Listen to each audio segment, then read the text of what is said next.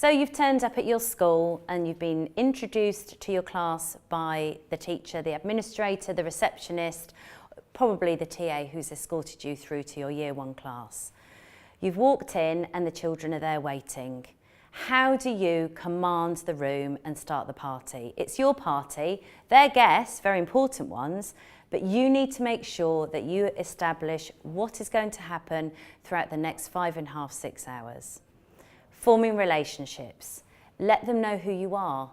Do you want to be called Miss, Sir, by your first name? Is that the etiquette at the school? Your second name? Maybe write your name on the board, because it's important for children to know how to say your name if it's an unusual one.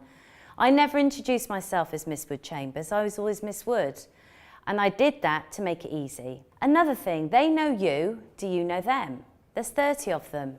If you're lucky, there may be 25, 26, but you've got to remember 30 names. And the challenge I give you is to know them by break. Know every single child's name. I've worked extensively in London and done some work in East Africa. Names like Jane aren't as common, but they need to be pronounced properly and given the same respect I want people to give me when they say my name.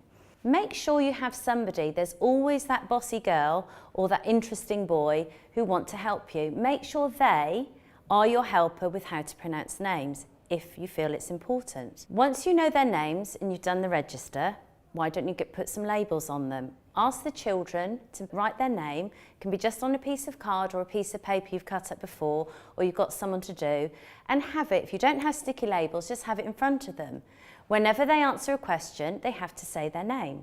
You'll have to learn it by break. If you learn it by break, the rest of the day will run smoothly. And if it's your first class, the rest of the week and the rest of the year will too, because you're able to just whisper a name or say a name or call a name, sometimes even shout a name, and the children will respond.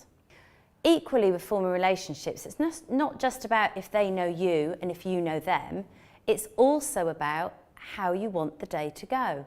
How do you like things to happen? Do you have a special signal for when you want the children to listen to you? Do you clap 3 times? Do you raise your hand? Do you click? Have you brought something in your bag, like a set of bells or a whistle? Work out how you're going to do things. You need to organise these children through their day. And if they know and if they're clear, they'll work with you. Forming the right relationship is the first thing that you need to do to make sure your day runs smoothly in a new class. To learn more about Apogo, go to www.apogo.com.